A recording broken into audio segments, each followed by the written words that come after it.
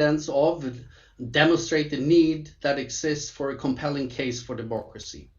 I would say it's not been greater or more urgent now than in 40 years, and perhaps not since the 1930s. This is a collaboration with the European Union. It's therefore my pleasure to welcome Jutta Urpilainen, Commissioner for International Partnerships, who could not be with us today, but has sent us a welcome address to help us officially start the Case for Democracy Week. I will share that video right now. Welcome to the Case for Democracy webinar series. This webinar series is a chance to hear from the brightest minds on why democracy matters so much. Over the course of the next 5 days, the case for democracy is made in every sense: business, social, gender, health, security, climate. Right now, the world stands at an important juncture. If we get it right, we can spearhead a sustainable and inclusive global recovery. We can confront head-on challenges like climate change, biodiversity loss, and rising inequalities. Case for Democracy series is grounded in facts and research. It will give you the tools as practitioners to defend and promote democracy in our external action. Because we can only build back better with strong democratic institutions and values. And because we must get this right. Thank you, Commissioner. And I also want to invite Thomas Miller, who is the leader for democratic governments within DG INPA International Partnership at the European Commission. Welcome, Thomas. Thank you very much, Staffan, and thanks for being here. Thanks for everyone for coming. Thank you for joining us this afternoon. There's no need for further introductions, I think. We'd like to obviously get on to the research and to the discussion. I just first wanted to thank V-Dem, partners here, for this initiative. One of many actually very fruitful ventures we have with them, and a building block for our future work together. And of course, I'd like to thank our distinguished panelists and presenters. I just wanted to highlight 3 quick things in 1 minute, why it's particularly important to us at DG INPA within the EU. One is facts. We live in a time when sometimes truth seems irrelevant and facts are optional. Without facts, you can't be right, just loud. This webinar series is based on facts. It's data-driven. It's developed by experts, analysed by some of the brightest minds, using a scientific method open to all. It allows us to be both right and loud, pushing the case for democracy because it overwhelmingly works. Secondly, because of its scope. We're used to singing the praises of democracy because of its contribution to great political objectives: equality, human rights, equity, and so on. But we live in a world where, firstly, some of these most basic principles are challenged, and secondly, where people are concerned with day-to-day issues, how their lives can be improved in practice. These webinars show how democracy provides jobs, saves lives, stops wars. This is concrete, this is real, this is where we will have resonance wherever it's heard. Lastly, just on timing, it's particularly important for us internally. We're putting together plans with our partner countries for the coming 7 years. The value of democracy needs to be understood by everyone in this process, going beyond the democracy silos, influencing decision-making everywhere. And externally, as our Commissioner says, we are at a critical juncture. We must be able to show democracy works, rebuilding trust, and making the future better than the past. The price of failure is huge, of course, but these webinars, I think, are a huge contribution to ensuring we do not fail. On that, I'll move back to Staffan. Thank you very much. Thank you, Tom, for those words and for joining us today, and for everyone that Tom has agreed to stay with us also for the roundtable and the Q&A after the presenters. So thank you very much. I just want to, before closing this opening, I just want to say that we live in a world where democracy is once again, has once again unconcealed enemies. and they are making a case for themselves. We showed in the just released democracy report from the V-Dem Institute that autocratization in the world is accelerating. Democracies are in the minority. I think I'm borrowing a phrase that I've borrowed several times now from, I heard it first from Julia Leininger at DIE last year, said, democracy support is no longer relevant. We need democracy protection. And that protection needs us making a case for democracy. It has to be based on rigorous, hard scientific evidence, the best of its kind. And that's why we started the initiative for this case for democracy. With this, just a few words on the need that I see for us as scholars to come together like we're doing here. And I'm so pleased to have this crowd of excellent scholars here today and in the coming days to really pull together the evidence that's there that we as a scientific community can offer to those who are doing the hard work out there in the real world. So thank you all for joining. Thank you all for being here. I will hand it over to our able chair and the speakers of the first of the 5 webinars. Thank you. Thank you, Staffan, Tom, and Jutta also for this great opening session. Now, before we turn to content, there are just 2 things that I want to point out. And that is that to distribute the knowledge on the broader Case for Democracy campaign, we actually set up a website. And my colleague is now posting the website in the chat, and we also post the website on Facebook for those of you who are following us on Facebook or YouTube. And on that Case for Democracy website, we set up a mailing list where you can sign up, and then you will receive information about ongoing activities, about our publications in line with the broader Case for Democracy campaign or program. Now let's turn to content. So today our speakers will give 10-minute presentations on the dividends of democracy on economic development that are established in their fields of research. And I'm very happy to welcome them here with us today. Our first panelist is James Robinson, Professor of Global Conflict Studies and Director of the Pearson Institute for the Study and Resolution of Global Conflicts at the University of Chicago. The second panelist is Rohini Panda, Professor of Economics and Director of the Economic Growth Center at Yale University. And our third panelist is Carl-Henrik Knudsen. Carl-Henrik is a professor at the University of Oslo, a research professor at the Peace Research Institute Oslo, and he also is a principal investigator of V-Dem. And after these panelists' talks, we will continue with the Q&A session. Now, for those of you who are with us today on Zoom, you can write your questions using Zoom's built-in Q&A tool. And with that tool, apart from posting your question, you will also see everyone else's questions, and you will be able to upvote questions that you find particularly relevant. And of course, and this is what's great about it, you are welcome to post and to upvote questions at all times. So that is even before the Q&A session during the panelists' talk. If you have a question, feel free to post it. Now, please avoid using the chat. We're not answering any questions in the chat. Now, throughout the whole Case for Democracy week, and even beyond that, during the broader Case for Democracy campaign, we are using the hashtag Case4, as in a 4, democracy. Please feel free to use it and thus to contribute to the discussion on social media. And if you look at our tweets, at our post on Facebook, you'll see the hashtag as well. So feel free to join us and use the hashtag. And now I am very happy to present our first speaker, James Robinson from the University of Chicago. In his studies, he analyzes the political foundations of economic development and growth. And he is probably one of the most influential economists of today. And together with co-authors like Darren Ajamoglu, he has produced milestones in the study of democracy and growth, the most recent of which is probably Democracy Does Cause Growth, a 2019 JPE article. But aside from all these very well-known publications, he also published a short reflection titled How Different Social Scientists Think.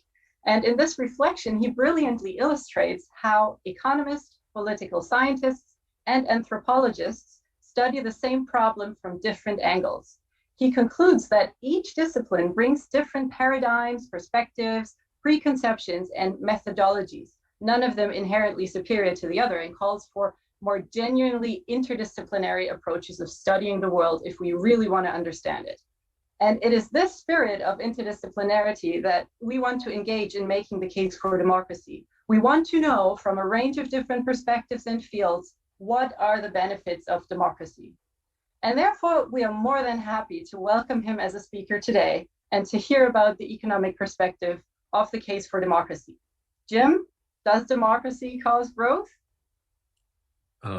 Okay, let me share my screen. Can you see that?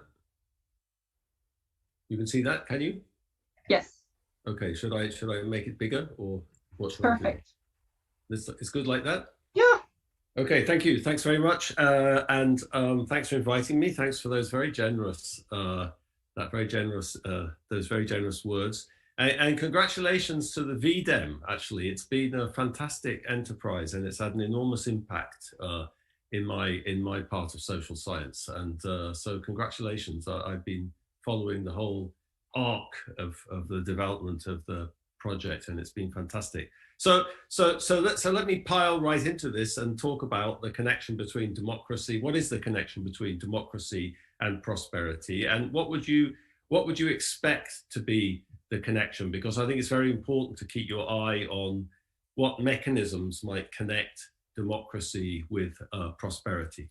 And so what's democracy? Democracy is a set of institutions for deciding what happens in a society, for deciding who takes power and what their incentives are, what their incentives are with respect to public policy. What the government is supposed to do is to provide basic public goods that private citizens can't provide effectively themselves: infrastructure, healthcare, education, social insurance, order. Okay, so to think about the connection between democracy, you have to think about how democracy creates incentives for politicians to provide these public goods relative to other systems, relative to other potential political systems. Let me call that dictatorship, if you like. So what's a crude distinction between democracy and dictatorship? Well, in democracy, just far more people have a voice, in some sense, get to decide, albeit imperfectly. They get to decide, they get consulted on what happens. Okay, and so for me, the biggest reason to expect democracy to be good for prosperity is that who has an interest at the end of the day in providing these public goods, in providing generalized order or education or healthcare? The beneficiaries of these public goods. But in a dictatorship or in some regime without democracy, some subset of the population are empowered, and they don't have the incentive to provide for people to whom they're not accountable. They just provide to themselves. And let me illustrate that with a very visceral example, which comes from some field work I was doing in 2017 in Zimbabwe. Okay, here's a street, in Harare at night, coming back, to the hotel. You can see it's very dark. We turned a corner and we went into another street in Harare. And suddenly I thought, something's going on here. There's something different about it. It feels different. What is it? Can you spot the difference? Electricity, you see? There's no lights in Harare. There's even less now. Now what? So I asked the taxi driver, what's this? What's this? It's the road to President Mugabe's residence. Okay, so this is what I mean. In an authoritarian regime, the elites have no incentive to provide public goods to anyone except themselves. And light is a sort of public good, but you can provide it locally, just on your own street, and nobody else gets it. Okay, so here's an example of, I think this, you should stick this in your mind. This illustrates the problem with dictatorship, the problem with the lack of democracy for economic development. It's only going to supply public goods or benefits to elites like President Mugabe and his cronies. This wasn't the only place in Harare with electricity, but there were other cronies. So that's the thing to bear in mind. So what what do we do? What's the empirical research that Vanessa was talking about? Well, with my co-authors, Daron Asamoglu, Suresh Naidu, and Pascual Restrepo, we tried to assemble the data to kind of look at this more systematically. So what's the impact of democratization on income per capita?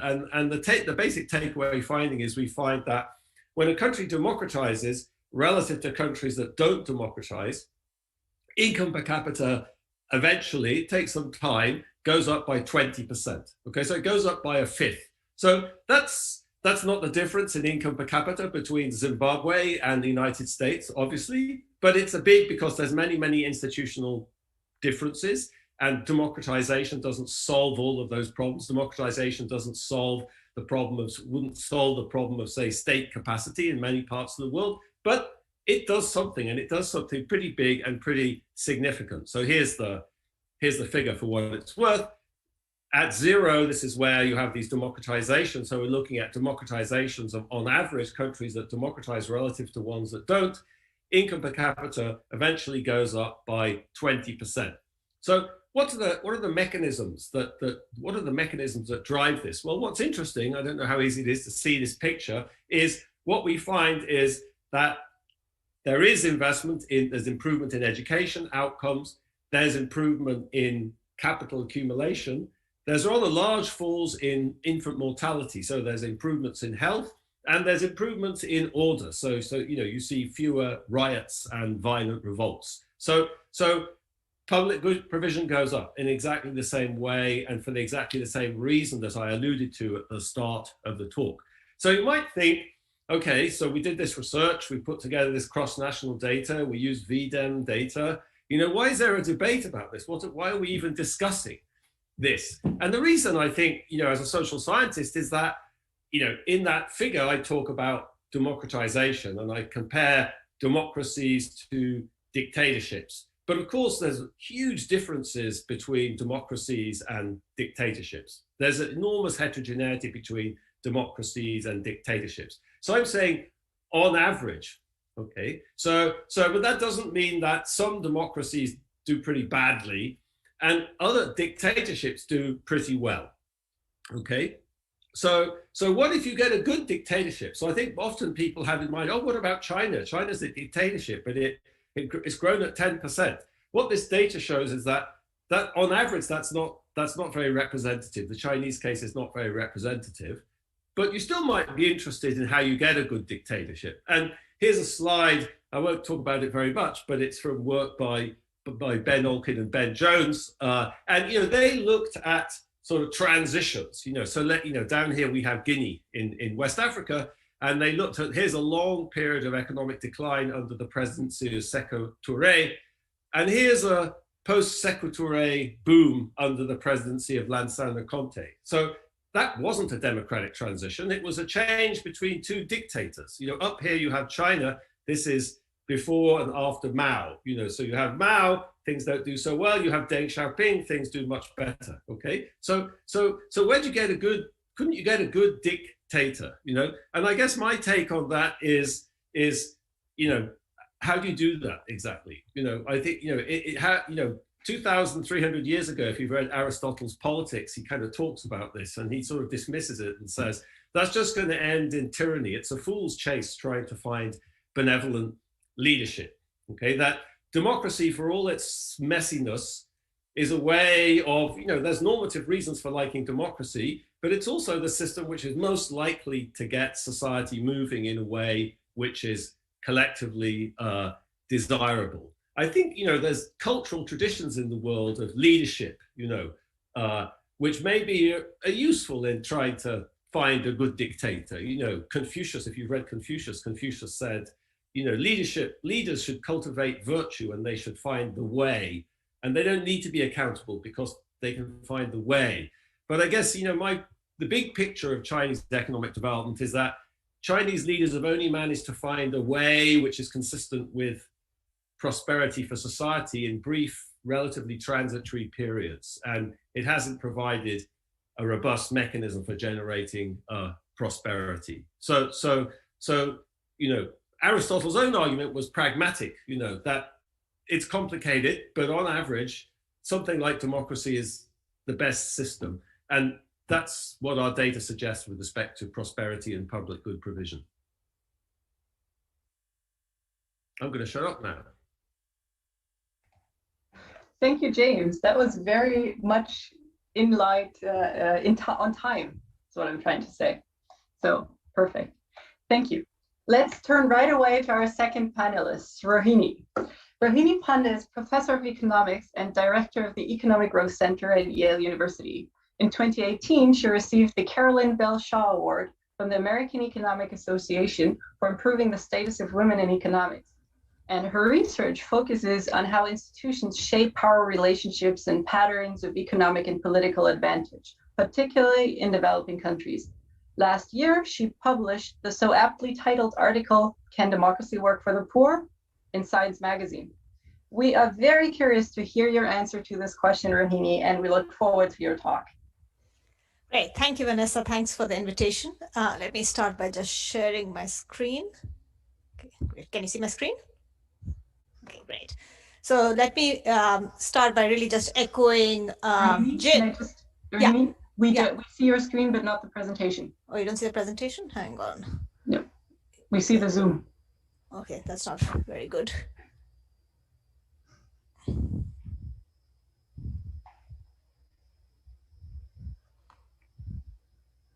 What about now? Now we see the presentation. Perfect. Thank you. Great. So let me start by just echoing Jim and thanking everyone at V-Dem for the amazing work they've been doing, and certainly it has enriched my research as well. So, and in fact, I think the most recent V-Dem release of report inspired me to slightly change how I'm going to present my discussion today. I think it's very much focused on arguing why a well-functioning democracy is one of the best things we can do for the poor.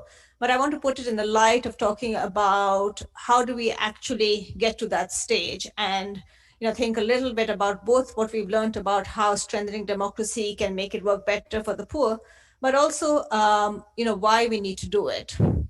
So let me start by just showing you a little bit of data on what has happened with growth, what its implications have been for poverty, and where perhaps it's currently stopped short of addressing a redistributed needs of the poor.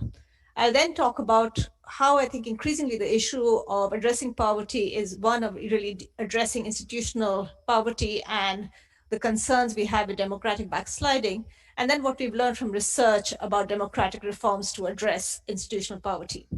So just to remind you, one of the most impressive facts about the last half a century has been this incredible rise in countries in East Asia and South Asia, and alongside a decline in the world's poor, who went from being roughly around 45% of the world's population in 1980 to, that's the dark blue line, to roughly 10% today. Now, what the orange line shows you is the rates for South Asia, where a large fraction of the world's poor live. The lighter shade is the point at which they become projections, and the dotted line is really what are the projections post-COVID. So we know that post-COVID 2020 was the first year in the 21st century that we saw a rise in poverty. And increasingly, data suggests that a lot of this is actually going to come from South Asia. And this is happening in a context where we also see rising inequality. So we've seen a significant rise in growth in many emerging economies. Alongside, we've seen rising inequality. So what you see here, so I'll just focus on one country of India. The dotted line shows you the share of national income that's owned by the bottom 50%. And as you can see, that's steadily declining. And the solid blue line shows you the share of national income owned by the top 1%. And that has just dramatically increased. Now, of course, you could say that the decline in the income of the bottom 50% is consistent with reducing poverty, because that's some subset of the bottom 50%. But what we certainly see is the number of poor in these emerging economies remains large. And if anything, they're more clustered over time in certain regions. So just to remind you, if you looked at 1987 and you asked where did the world's poor live, the world's poor largely lived in poor countries. So, China was, of course, a huge part of it in 1987, but so were countries like India, Indonesia, Pakistan, which were low-income countries. If you fast forward to 2015, growth has achieved a lot. It's made countries like India, Nigeria, and Indonesia move into the category of middle-income countries. But these are still large populous countries with large poor populations. And so as a result, the poor increasingly don't live in poor countries. The poor increasingly live in lower middle income countries. And at least COVID suggests this pattern is going to persist for a while. And so the question really is, in these middle income countries that have institutions that have some nature of democracy, what is it going to take to get democracy to redistribute to the poor so that inequality goes down? So this is from the V-Dem graph, and this is till 2015. And I think if you extend it, you continue to see a more striking trend. So what does this tell us? So this is taking the world's poor. So it adds up to 100% is the world's poor. The lightest green shows you the fraction that are living in countries where the clean elections index is 0. And you can see a dramatic decline in this. So the world's poor are increasingly living in countries that have some democratic institutions, but they're largely not very egalitarian. So if you want the 0.7 cutoff, which is really the cutoff here in the orange group, is Vietnam. And so what you see is that increasingly you're finding countries that have elections, but are not very egalitarian. And I think that's really the challenge of making democracy work for the poor. How do you go from having electoral democracies to ones that actually redistribute to the poor? And I think this challenge is even more so today. So what we're seeing right now, and I think this is something that Staffan started with, we're seeing a number of countries where there's some amount of weakening of democratic rules. So you continue to have elections, but you're going to see a removal of, a lot of horizontal checks on the executive, diminution of the rights for citizens. And I think there's a growing literature asking, well, why are they not being held accountable by elections? It seems that economic inequality is playing some role. There may be other forces at work as well, but certainly one thing that political polarization is helped by is some rise in economic inequality. And what it's doing in many settings, it's creating a space for the incumbents to broker deals with the economic elite. So I think a classic example comes from India, which in 2017 passed legislation for electoral bonds that have no disclosure requirements and are seen as an important way in which the economic elite can fund the political elite so that they can continue to do well in elections because they just have a lot of money. And so this leads to what I feel right now is emerging as a vicious circle, that you have growth with limited redistribution, albeit in democracies. You see economic and political polarization rising. You continue to maintain electoral institutions, but other institutions are somewhat dismantling, which leads to weaker electoral accountability to the poor and therefore more inequality. Now, what I think you can learn from the literature on political economy of democratization, of democratic reforms, is really how do you try to increase electoral accountability for the poor within democracies, and why that actually may be an important way of raising what happens in terms of poverty overall from democracy. This is just one summary slide from the V-Dem, which sort of shows you the countries with violations of democratic standards. And what I really want to highlight is when you look across the different types of measures, so type 1 is discriminatory measures, all the way down to type 7, which is restrictions in the media. Restrictions on the media has really been, I think, the most important kind of restriction we've seen in the democratic space. And as what we'll see from the evidence on democratic reforms, that really transparency, and that transparency that you see coming through media has been a very important part of how the poor have benefited from democracies. So against that background, let me turn to how I think we should be conceiving of poverty today and why it makes democracy even more important. Now, there's a long policy debate on, what should be the poverty line. Are you poor if you earn less than $1.90 a day? Should it be $3 a day? But let me argue that if you want to sustainably move the poor out of poverty in an increasingly rich world, it's less about the particular metric you set, but it's really much more about providing the institutions. If you want to leave poverty, you need to have the physical safety to be able to migrate and work without fear. You need to have the financial wherewithal to safely save money. You need effective regulations so that the poor are not cheated, and you need basic rights. And this is really the features that a liberal democracy brings to the poor. And increasingly, these are the ones that we see in a lot of research as central to what's going to keep the poor out of poverty in the long run.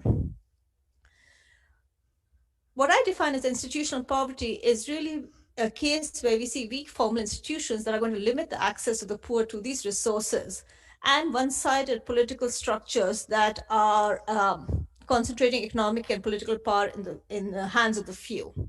I'm going to run out of time soon, so I'm actually going to turn to what we've learned from the literature. But let me emphasize that I think what we learned from the political economy of democracy literature is that the policy reforms that are going to make democracy work for the poor are importantly going to be the ones that are going to affect who controls the levers of policy.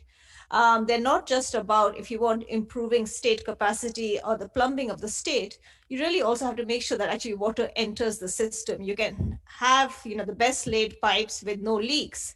But if you're not going to put water into, if you're not going to open the sluices, or if you're not going to let the poor get near the taps, you're not actually going to get them the water.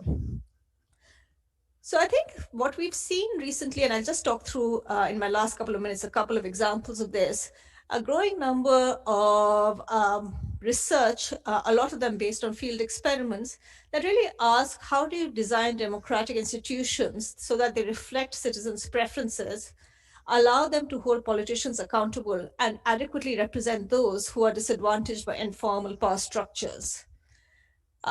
This literature has focused a lot on asking, what benefits the poor, but I also think they help shed some light today on how we can potentially reduce democratic backsliding. So let me just go through a couple of examples. So one set of examples really is, if you want, is about greasing the wheels of democracy. And so Toma Fujiwara has, important work from Brazil, showing that actually just very simple changes to making voting processes easier for the poor in Brazil, which were put in place not to strengthen the vote of the poor, but to reduce the time and costs of vote counting, found that it increased the ability of the poor to vote. There were less rejected ballots. It increased spending on public health and limited infant mortality. So here's a clear case that if you get democracy to work in a way that the poor can actually exercise their vote, you're going to see gains for the public health systems in the country. Now, the second is transparency. We have, again, evidence from Brazil that if you provide good information on politicians, if citizens can learn who is corrupt, then you see strengthening of good performers being reelected. I have recent work showing that actually this also has incentive effect. So if politicians know that they will be reported on 2 years before the election, then they will actually undertake more pro-poor spending. There's work by John Weigel actually arguing that there's also a participation dividend. So if you create structures within which the poor citizens are encouraged not just to pay taxes, but also to attend town halls, then you find property tax compliance go up, but also positive updating on trust in the system. And then finally, there's a large evidence, and I'm surely out of time now, so I'll just mention it. There's a large evidence on gender quotas and minority quotas showing that this has long-term effects on recognizing both women's policy preferences, but also leading them to be voted more in the future, even absent quotas. So let me really summarize by what do we learn from a lot of this research and how you may see democracy that leads to growth, not in some sense eating itself up afterwards, but actually persisting. So I think Jim showed us strong evidence that democracy increases growth. I've argued that growth on its own has no reason to not be disequalizing. And so in a world where growth actually, without redistributive institutions, may lead to a greater inequality, we need to strengthen those institutions. Otherwise, democracy might just eat itself up.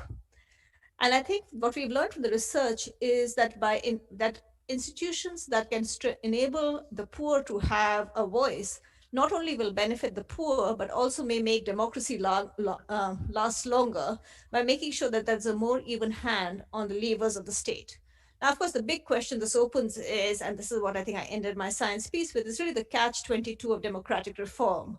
How do you enact reforms that reduce the power of the politically powerful? And I think there are important lessons from history here, but one that I would point to is that points in time like now, when you have a global health pandemic, there is a point in time when within a country at least, the preferences of the rich and the poor may be united to recognizing the fact that, for instance, investments in public health will have returns for everyone. And so these are the points where, you can either go down the route of political polarization, or we can try to identify ways to capture this moment for investments in public goods. So let me stop here. Thank you very much. Thank you, Rohini. That was a great talk, and thank you also, for pointing out sort of the way forward, how to grease the wheels of democracy. I really like that. Now let's turn to our final panelist, Karl-Henrik Knudsen. Karl-Henrik is a professor at the University of Oslo, a research professor at the Peace Research Institute Oslo, and also a principal investigator of V-Dem. His research centers on regime change, instability, autocratic politics, and most importantly, on the socioeconomic effects of political institutions. And his work provides substantial evidence for the socioeconomic benefits of democratic governance. And that is why we are very excited to welcome him here with us today and to hear about these benefits. Karl-Henrik, if you want to share your screen. Thanks, Vanessa. Let's see, just find the right one. Can you guys see it? Yep. Yes.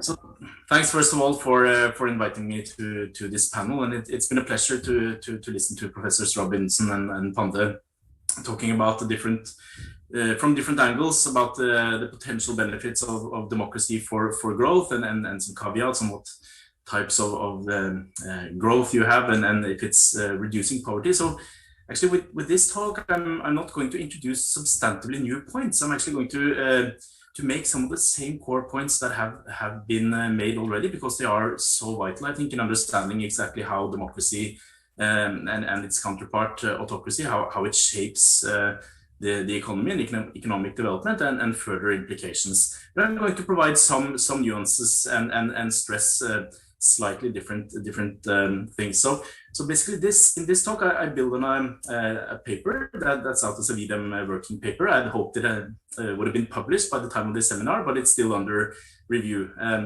Basically in this paper I'm taking a very comprehensive look at the literature on democracy and growth, and basically I'm going to return to this. As Professor Robinson discussed, this question of is there reason to believe there's an average relationship? So does democracy cause growth on average? And I'm also going to agree with my co-panelists that the evidence suggests that that's much more likely the case than not. And then dig a bit deeper into this question of why is there so much variation in economic growth in non-democratic regimes? Why is democracy a safety net? Let me just first start, and I'm also going to draw on the same example as Professor Robinson noted, because if you're researching democracy and growth and you mention this question of a relationship to anyone outside of academia or even academic colleagues who are not working in the field, the first case that comes to mind 90% of the time is China. But what about China? So doesn't China really show the substantial benefits of autocracy? And this is actually not something new. So China is very present today, but if you look at the history of this question, which has been debated for several decades at the very least, if you go back a couple of decades, it was a much smaller East or Southeast Asian country, namely Singapore, which was often highlighted as kind of the model case of an autocracy providing economic growth through spurring investments and providing an orderly society, etc. And going even further back, I mean, if you look at some of the debates on after World War II, for example, and the differences between the Soviet Union and the command system versus the United States and Western Europe and all this messy capitalism and democracy, there were quite some strong arguments, or at least arguments that were very prominent on the benefits of a command system of the Soviet Union kind. And you could go even further back to the 1930s like the benefits of having an authoritarian regime or dictatorship in Germany building the autobahns, for example. So these are very prominent results. But there's one important point to keep in mind, and that's the dangers of cherry picking. I mean, these cases of autocratic growth, which often happens in relatively short spurts before they die off, they are very prominent. And the autocrats themselves are extremely good at promoting their own successes, right? So they're experts in basically selling their own success stories. So there is a danger of cherry picking when talking about this issue. So we need to go beyond that and ask more general questions and look at the broader set of cases, look at data much more systematically. And in the academic literature, which is, I mean, it's a really enormous literature on democracy and growth, several hundreds of studies, several thousands of statistical models have been run, and the results have tended to be mixed. But as Professor Robinson already talked about, the more recent, and I would say the best designed studies today tend much more often than not to find that democracy has a positive effect. And there are very few studies today that find that autocracy is good for growth. There are some studies finding that there's no clear relationship, but I mean, the literature has shifted with more data and better studies in the recent decades. And in this paper that I'm basing this talk on, I first discuss kind of the potential for us actually even underestimating, even when looking at these systematic studies, and taking basically an average across studies, there is actually reason to believe that we're underestimating the benefits of democracy. So one point, and I'll return to this first point here on focusing on particular types of mechanisms or channels. If you look at measures of industrialization or massive investments in large-scale infrastructure or physical capital, several autocracies do quite well. But if you shift focus to the kind of less visible, but really important in terms of providing public goods, education, and even innovation and technological change, there are much stronger arguments pointing to a democracy advantage.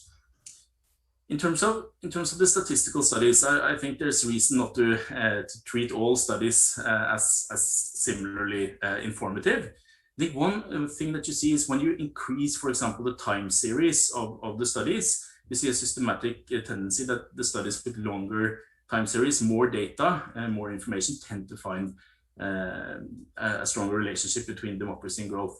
And if you go back a few decades, I mean, the countries that didn't have data were exactly those autocracies where you wouldn't, where things indicate that the economy wasn't going really well. So the Chinas of the world were providing data, the North Koreas of the world were not.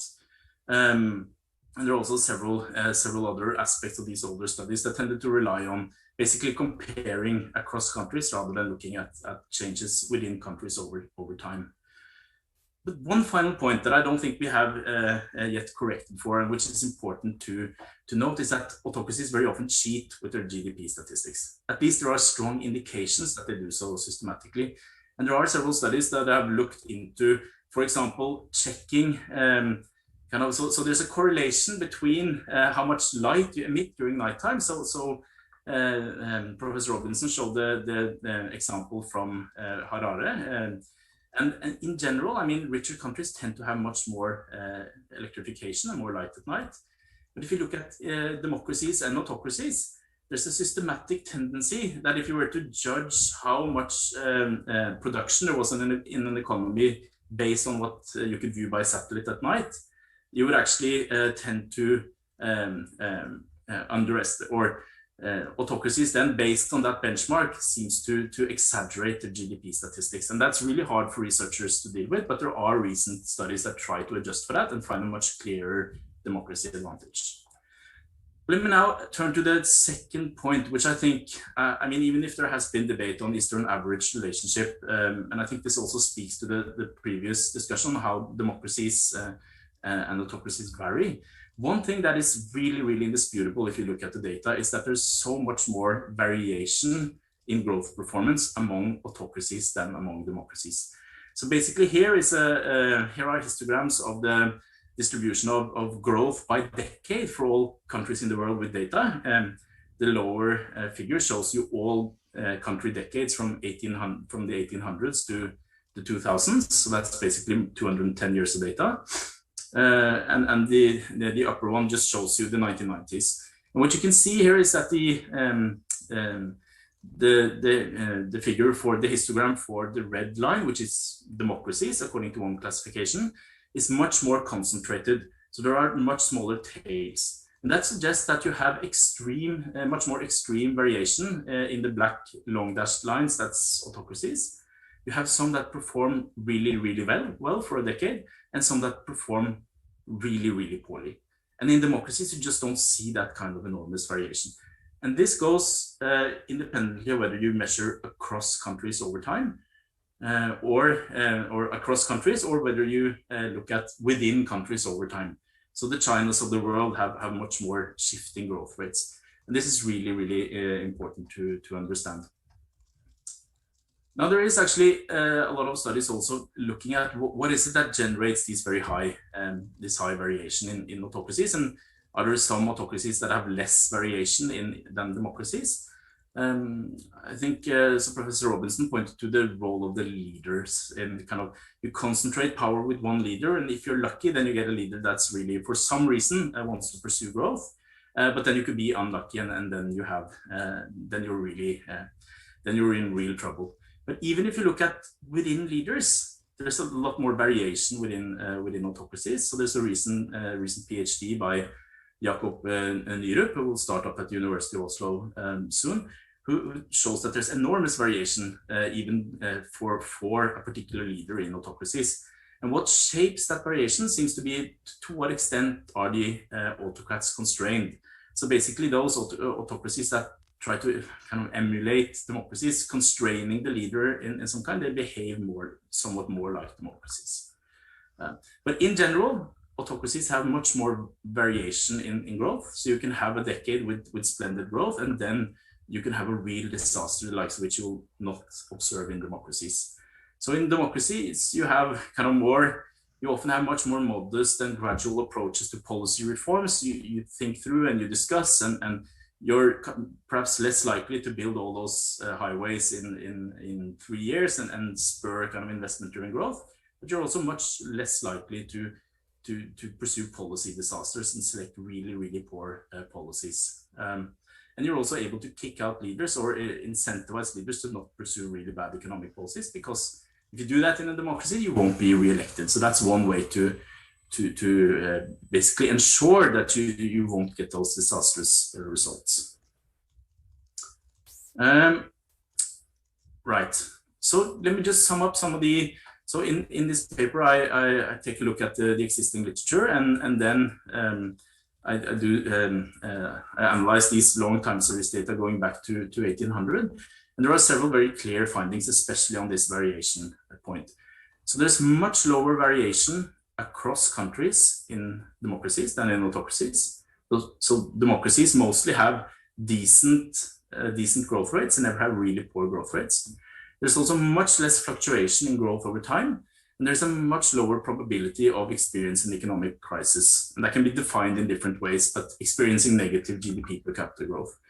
So basically what you can be sure of in democracies is that you won't experience an economic disaster. And let me try to tie that into some of the points that Professor Pande discussed at the very end in terms of poverty and SDG 1 on eradicating poverty. Of course, crises differ. And if you have a kind of stock market bubble burst, then that's likely to affect the rich, but many crises are of the kind, for example, generating high unemployment in particular sectors that really hurt the poor. So, I mean, by having a democracy and thereby reducing the probability of experiencing economic crisis, you're not only kind of eliminating downside risk for everyone, but you might actually also have in place a system that ensures that the poorest people will be hurt. And also, and we can discuss this in the Q&A, I think it's important to note that if you dig into what type of growth, what are the sources of growth in democracies and autocracies, you very often find that growth in democracy is driven, for example, by giving education to everyone. So these kinds of sources of growth that tend to also lift up the relatively poor, even though there is ample variation, as Professor Pande noted. So with that, I'll leave it over again to the chair.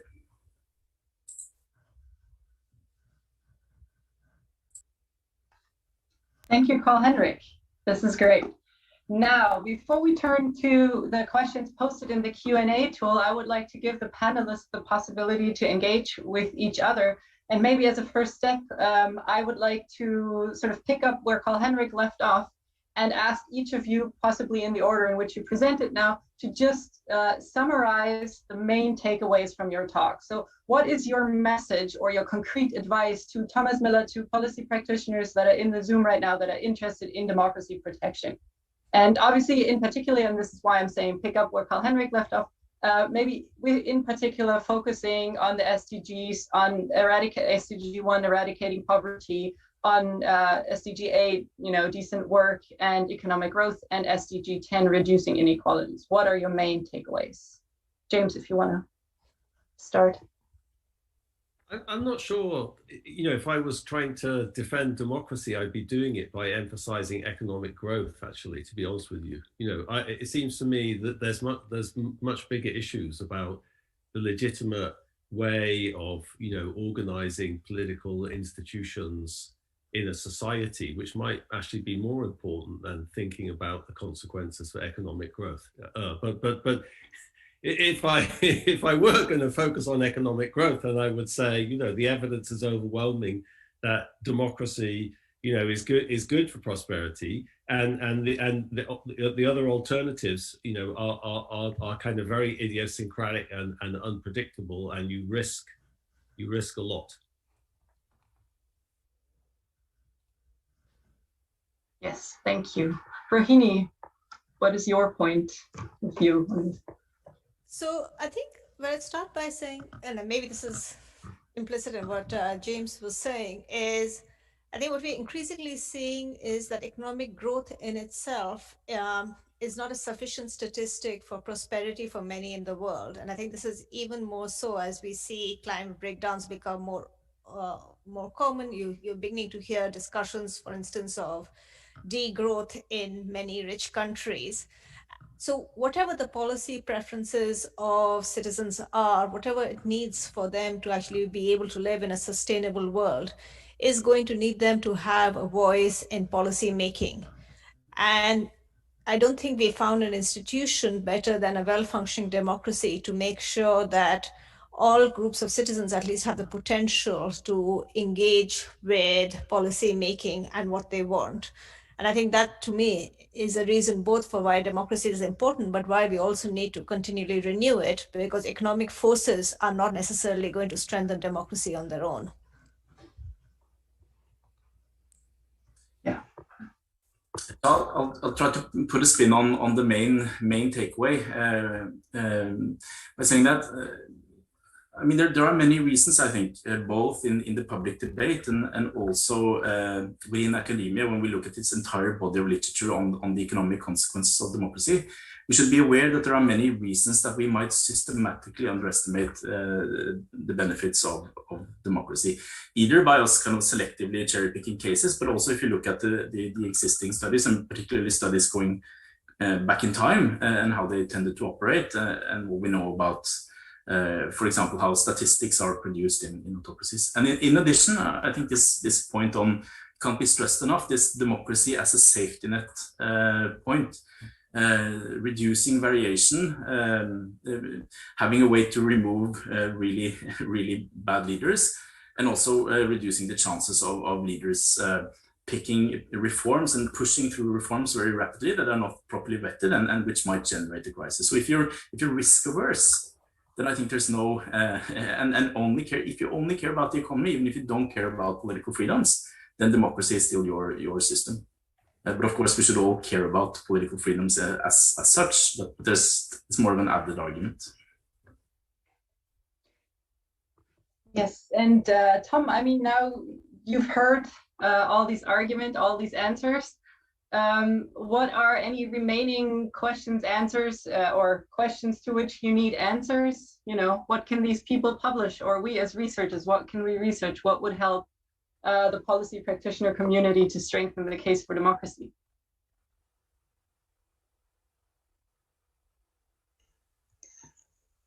Thank you very much, Vanessa. Look, I think we've heard some fascinating information today, from fascinating research, some of which I was familiar with before to some degree and some of which not. Just a couple of points I wanted to make before we maybe go to outside questions is that I absolutely agree that we shouldn't focus on economic growth or really the link to economic growth as the sort of saving grace here. It's always been our view that good governance, participation, inclusion, transparency, and accountability are essential to building sustainable societies. And I think it's fascinating that the research you're showing about how, in particular, inequality and democracy and indeed growth itself are all interlinked, and how, in some ways, many of those things have been going backwards, and they've been going backwards in a kind of vicious circle. And the approach we're trying to take at the moment is by looking at driving growth, but at the same time making sure that growth is inclusive, because it's growth at what cost? If you're driving growth in societies where you know that the vast majority of that growth is going to a small elite who by definition are not committed towards democratic values and democratic systems, you are saving up for a crash, as well as it being non-equitable and immoral to do so. Because as you've heard, you put together systems which are not sustainable. They can be sustainable if they can be short-term profitable if the right person is in the driving seat, but when the person changes, the system breaks down. I mean, as you were talking, I was thinking about, you make the distinction between, in a way, under a democracy, you're building a rail network, you're laying down the track, you're putting in the stations, you're building the rolling stock and the trains, and that will last for decades and will keep you going in the right direction year in, year out. In an autocracy, what you're doing is you've got a car, and that car may be a very fast car and it may have the right person in the driving seat, but will it stay on the road, and what direction will it go in? And even if it does, what happens when you have to change car and change drivers? So we're very much the trains, can I put it that way? And one last point I'd say is that a very important question, which I think a couple of the panelists raised, is how do you change incentives? What is the way you make people who are in power, and maybe not in power in a democratic way, agree to be giving up some of that power? And I think it's quite right to think. You have to think in incentive terms. You have to think about what's in their interest to do so. What does it mean for them? And it has to come down to external pressure from the rest of the society, and make sure that society has a voice, has information, has a say, so they have to respond to that. But also show what the alternatives to doing that are, the risks of not doing that, the way that a stable society cannot be ensured, a stable transition cannot be ensured, good sustainable investment will not come. Make them understand that the pie that they may have now is a small pie and it may get taken away from them at any time. Better to have a big pie, which is going to keep growing, and every morning after you've eaten it, it's still going to be there. It's the magic pudding, if you know that book. Look, I'll leave it there for now and hand back to you, Staffan and Vanessa. Thank you. But thank you very much so far for the great input. Thank you. Staffan, do you just want to jump in here? What's your view on the railroad of democracy? Yeah, the railroad. No, but I think it's fascinating to have Jim, Rohini, and Karl-Henrik together here, and the way this sort of cutting edge, some of the best research we have tied together, and the question is out there for.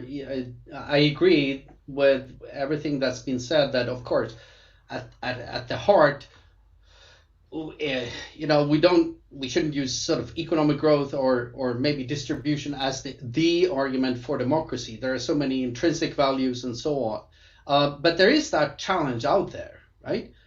When it comes to the SDGs and SDG 8 on economic growth, or 1 on poverty, and China and others are saying, well, democracy is not important for that. And they're promoting their model, and that's the sort of challenge that's out there. So I still think it's an important part of the argument, especially in combination of what you guys are saying. Okay, so it's a safety net. You avoid crises. Crises tend to hit the weakest the most. It produces growth, so we have more to distribute, but it also needs to be a really good democracy, as Rohini is pointing out, to ensure that that growth translates into something that works for the poor. That's my big take home, right? It's and also sort of the message. I want to hear if the panelists really agree on this. But I think both in terms of producing growth, but also in terms of producing equitable growth, or growth that actually benefits the poor, it needs to be a good democracy. It's not enough for Thomas and others who work on this to sort of get a country to, or help a country or support a country, sort of make it just above the threshold, but it needs to come much further than that. Thank you. Thank you, Staffan. I would like to now turn to the questions that we see that are asked by the attendees in the Zoom. And one of the first questions that I would like to pose is from Jörg Faust. And he says, arguments and evidence about democracy's dividends, like those from James Robinson, have been made by many scholars during the last 3 decades. So why do policymakers in Western democracies, or why are they so cautious in accepting them? Or do they accept them? James, do you want to take that question? Yeah, I mean, I think that what's good for society is not what is not necessarily in the interests of the political class. You know, I mean, I think that's obvious. You know, the whole, most of the academic research in political economy is, you know, is about how political incentives don't rarely provide incentives for doing what's in the national interest. So I think, you know, what we're trying to identify is, you know, what you know, in some sense, what is in the national interest, but whether or not that's in the private interest of the political class is something completely different. You know, so I think that's the problem. You know, I mean, the problem is that, you know, there's always an interest in societies with inclusive institutions to create more extractive institutions, and to deny that more inclusive institutions would actually be in the national interest. You know, and we've just lived through 4 years of that in the United States under President Trump. Yes, that's true. Karl-Henrik Rahini, is there anything you would like to add? Yeah, I think I'll just add in terms of the, I think in terms of the research and why it's not biting.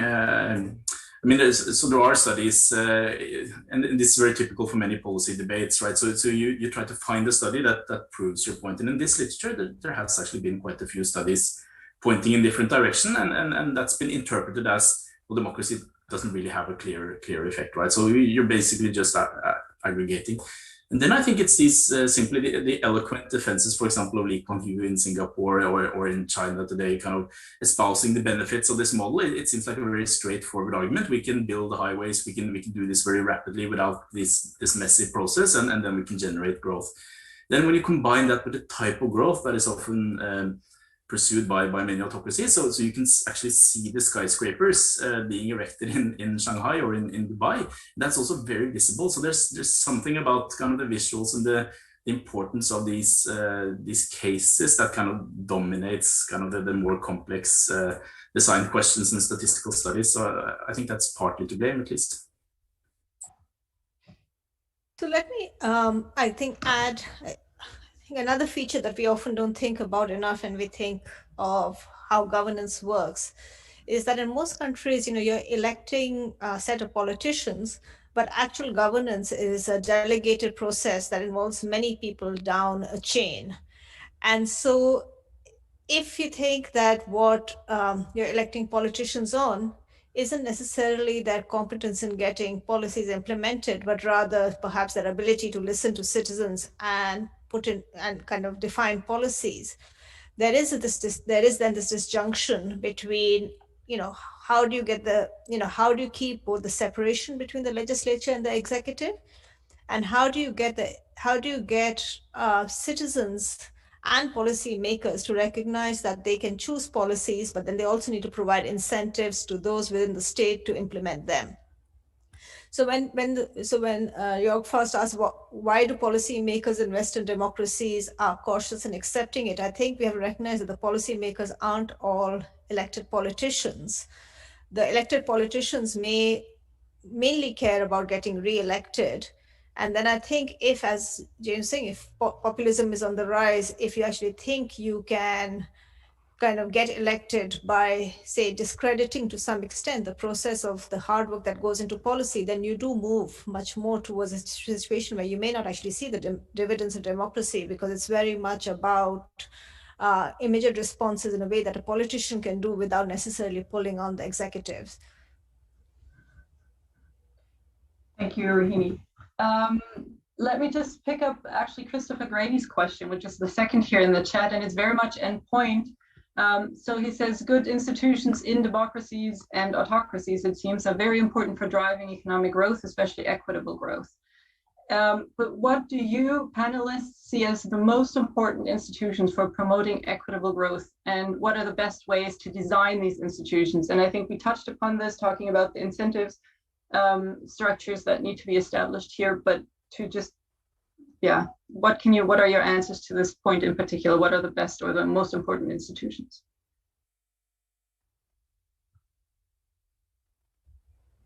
James, if you want to, I'm just going by order of. Okay, all right. Yes, I wasn't sure.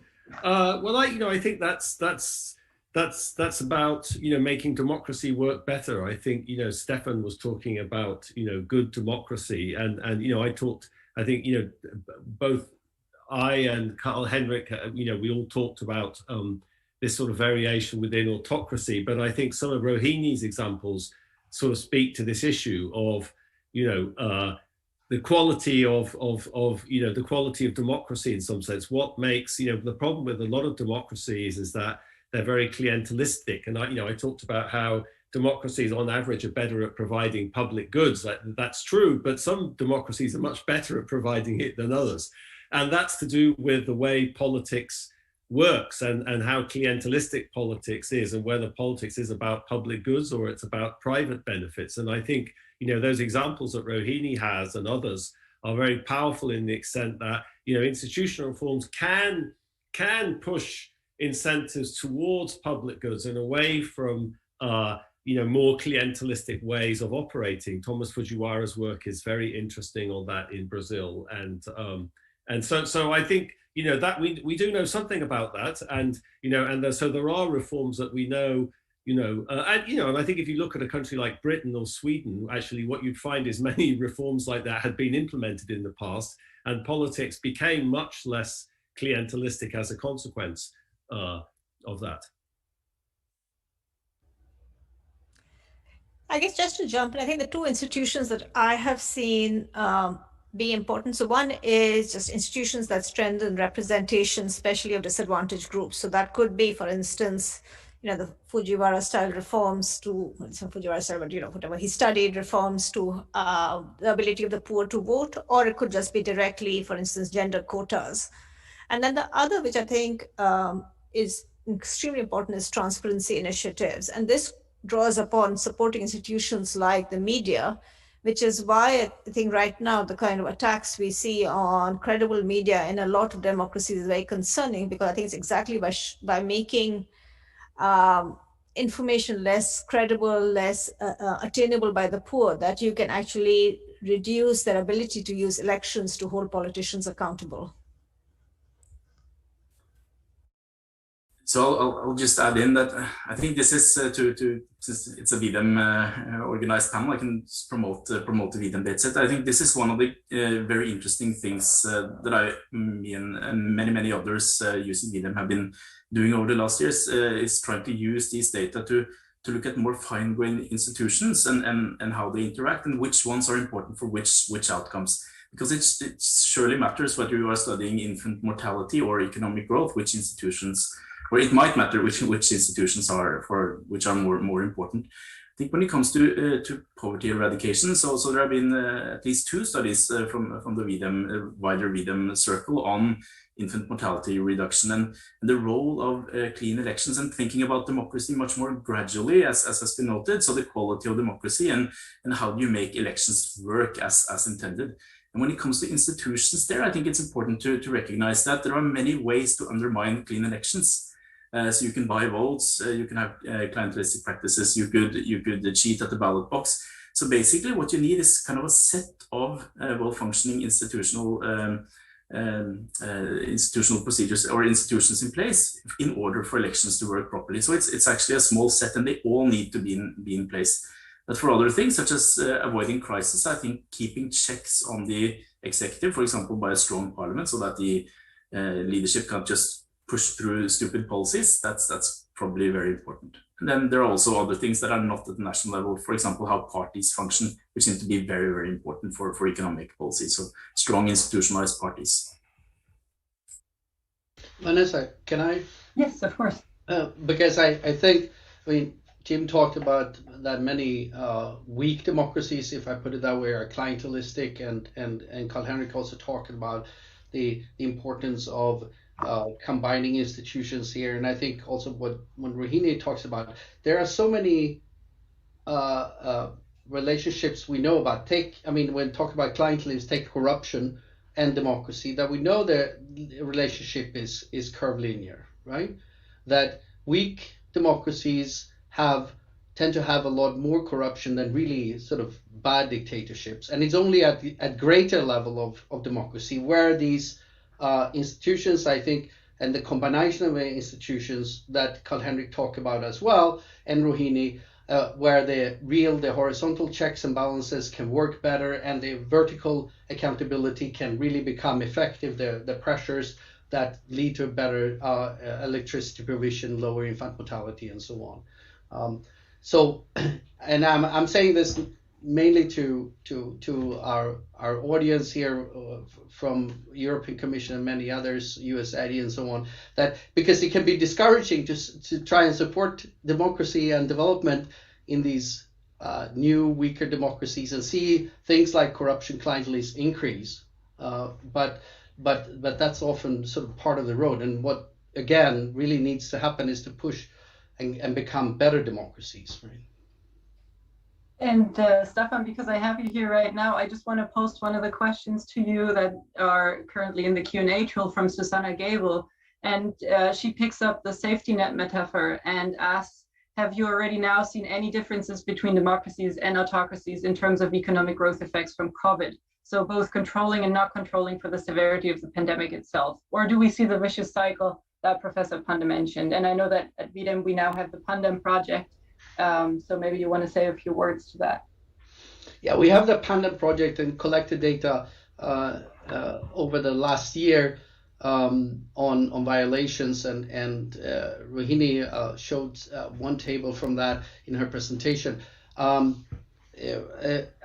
think that it's too early to say if we see the vicious cycle or what the differentiated effects are of the COVID on democracies and autocracies. What we have been able to sort of show in that project so far is that autocracies, again, and this relates to what we're talking about, autocracies have not been better at handling the pandemic.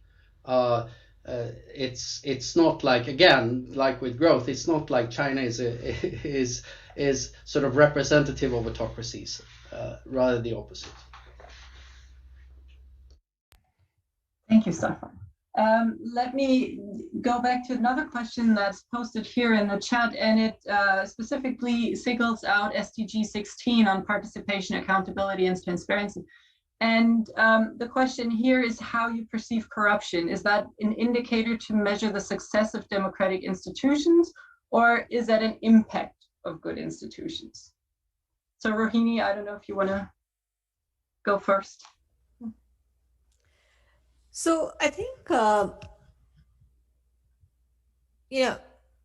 I'm just looking at the question. I think to take a step back, I think one of the big questions always arises is how do we measure corruption?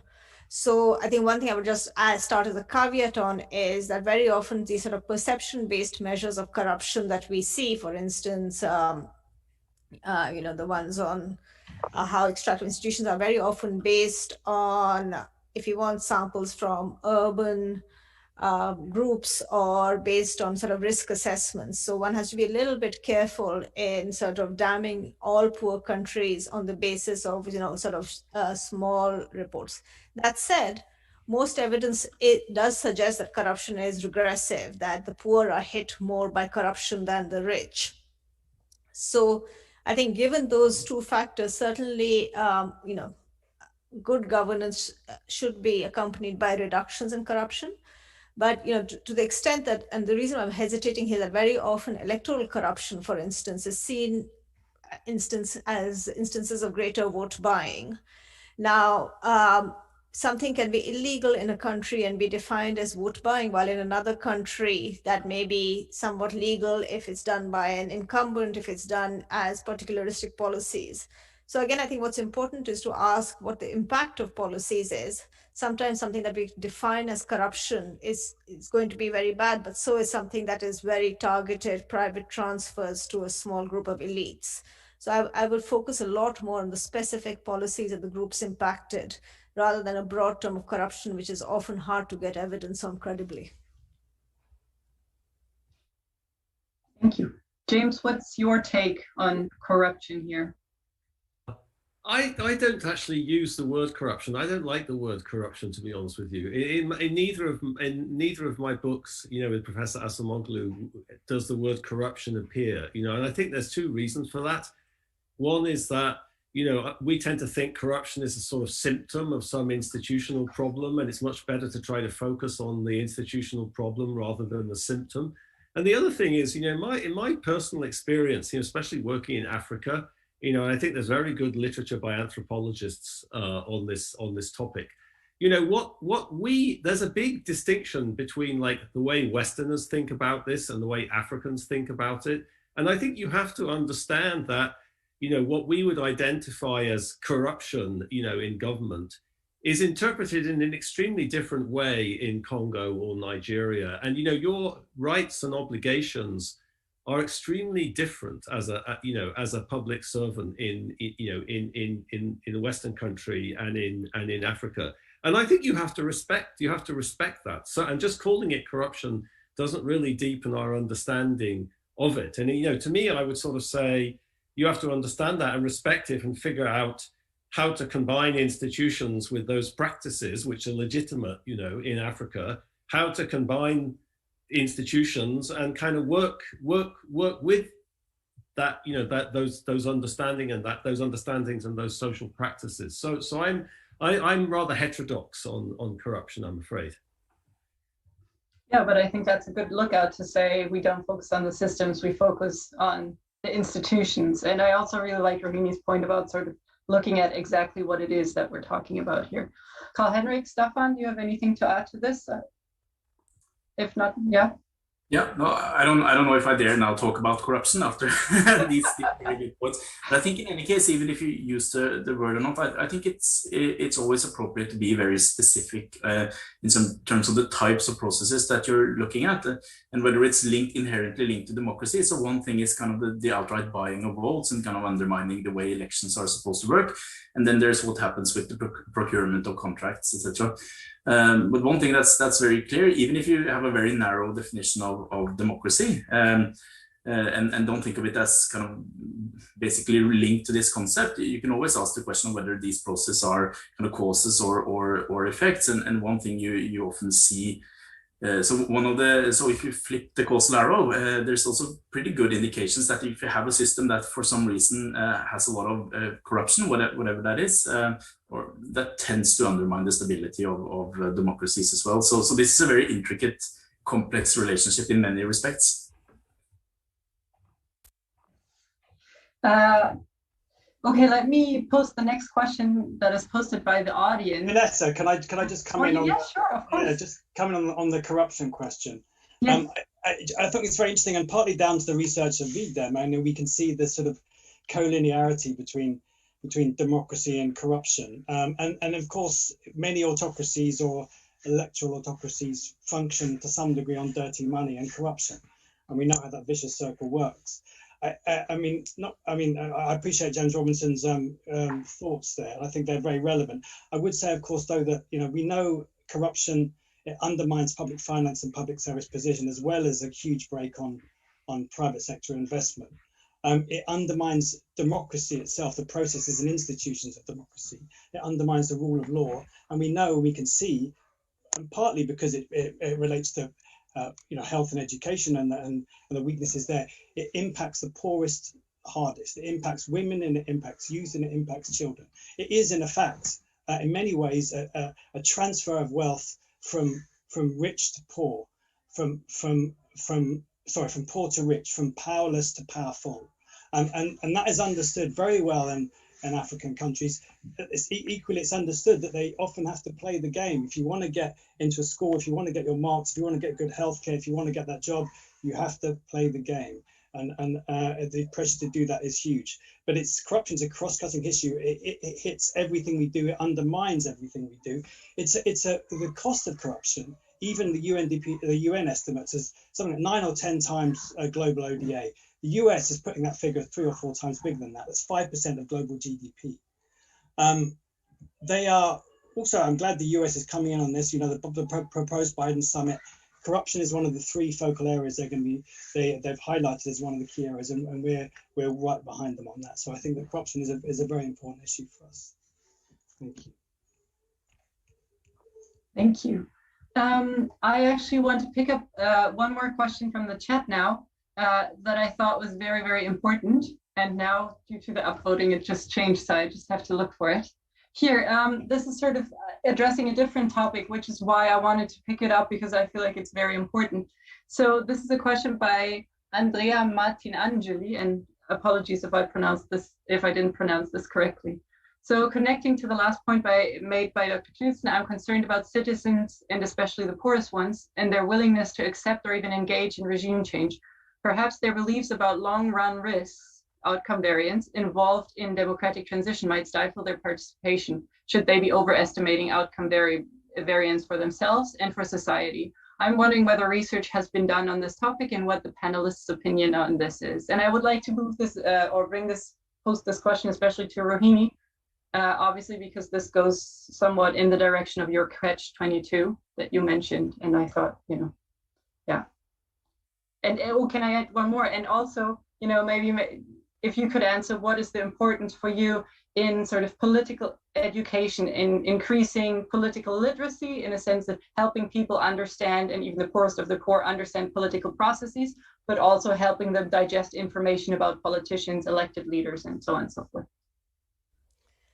Thanks. Let me just start with, I guess, one fact that I always like stating these points is that if you look over the last 20 years and you look at kind of country, just surveys of individuals about their trust in democratic institutions, I think the largest declines you've actually seen is in many Western democracies, especially the United States.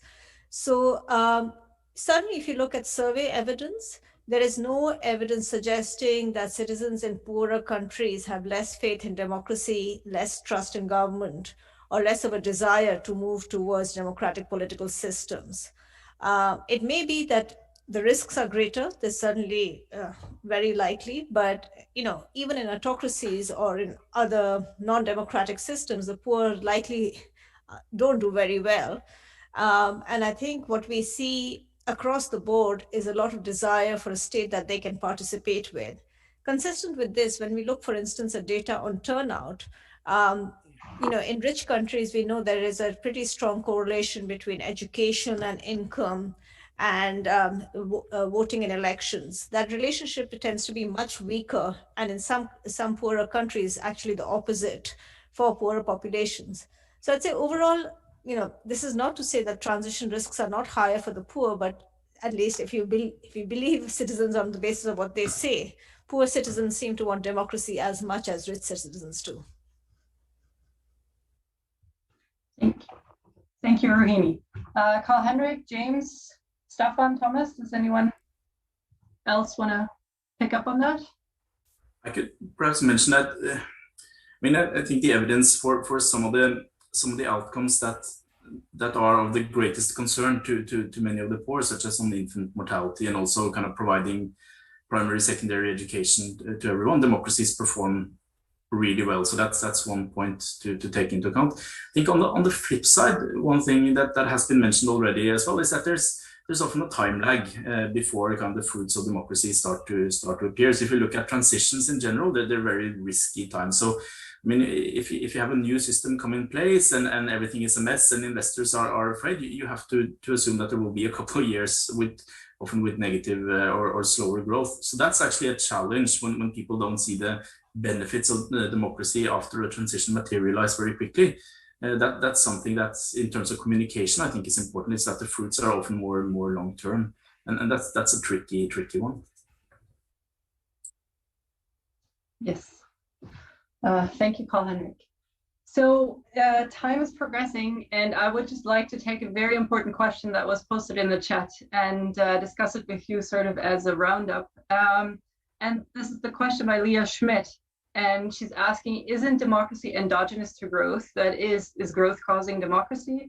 There is an argument that democracy requires a minimum level of socioeconomic development. Hence, policymakers should prioritize economic development over governance reforms to promote democracy. So this is sort of picking up on a long-standing debate in the field, what causes what. And so my question to you, is that really important? Is that something that policy practitioners need to worry about? If so, how? Or is it something where we just need to live with both happening simultaneously, endogenously? James, if you want to take that. Yeah, can I have a go at that, since I spent a lot of time thinking about it and working on it? I think those issues are certainly important. They're very important for social scientists to think about, but there's been a lot of work on that, on both of those questions, both whether economic development sort of causes democracy in the way that kind of political scientists thought in the 1960s and 1970s, and the answer is no, it doesn't. So there's no evidence for that, and this East Asian experience speaks loudly on that. So I think there's no evidence of this modernization. So the idea that if you promote economic development, societies are going to automatically democratize, that's really not supported by the data. The other question is, isn't the arrival of democracy kind of endogenous to other factors? And of course the answer to that is yes. So in the paper that I talked about very briefly, if you go and look at the published paper, we spend an enormous amount of time using different kind of statistical techniques to try to exactly address that question. So we use 3 different techniques, and we all get more or less the same answer. Are they imperfect? Yes, it's a difficult question to answer. I mean, and there's always scope for innovation and more ideas on that. And I personally find it convincing what we did, and we try to look in many ways at this issue of the causality. So I would say, bottom line, there's little evidence that economic growth actually causes democracy, but there is evidence that democracy does cause economic growth, and that's, from a policy perspective, that suggests this emphasis on trying to promote democratization and the quality of democratic institutions is the right way to think about it. Thank you, James. If I may add a note, and I completely agree with James, who's thought very hard about all of these issues. The one thing I'd say, where I think there is, room for discussion and understanding, is at what level should we strengthen democratic institutions? So in very low income countries, there may be an argument for focusing a lot on, say, local democratic institutions, or, focusing a lot more on sort of decentralized structures, and therefore bringing in or taking along, if you want, informal leaders, rather than trying to have a very strong, just national democratic system. I think the jury is still out on countries like Afghanistan and what's happening there, but I think there's certainly active research suggesting that in some countries, those coming out of post-conflict situations or very weak democracies, we may actually want to focus a lot on relatively local democratic institutions. Carl-Henrik, Staffan, Thomas, does anyone? Okay, then I would like to take this opportunity and thank the panelists very much, including Staffan and Thomas Miller here. I just want to let everyone know, including the audience here, that over the coming weeks, we will be working on several policy briefs resulting from the Case for Democracy Week. So one for today and for each session, really. And if you sign up to our Case for Democracy mailing list on our website, then you will receive those policy briefs via email. And naturally, we will also advertise them on social media. So if you follow us on Twitter, you'll be up to date. Now, I'm not going to close this webinar before giving a big thank you to my colleagues, but also to Laura Bertea at the European Commission for her support in the organization of this webinar and the Case for Democracy Week in general. And I would also like to thank my colleague Natalia Natsiga, who has substantially contributed to the organization of this webinar series. And also my colleagues Nazifa Alizada and Josephine Kearns, who've made this possible, and all my colleagues who are in the background answering questions in the chat behind the scenes. So thank you to all of you. And my last thank you again goes out to all the speakers for sharing their perspectives, and to the audience for participating and contributing to a lively discussion about the Case for Democracy. And I hope that on Twitter with our hashtag Case for Democracy, we can keep up this discussion, we can keep up this spirit, and keep going forward, making a case for democracy. Thank you. Thanks very much.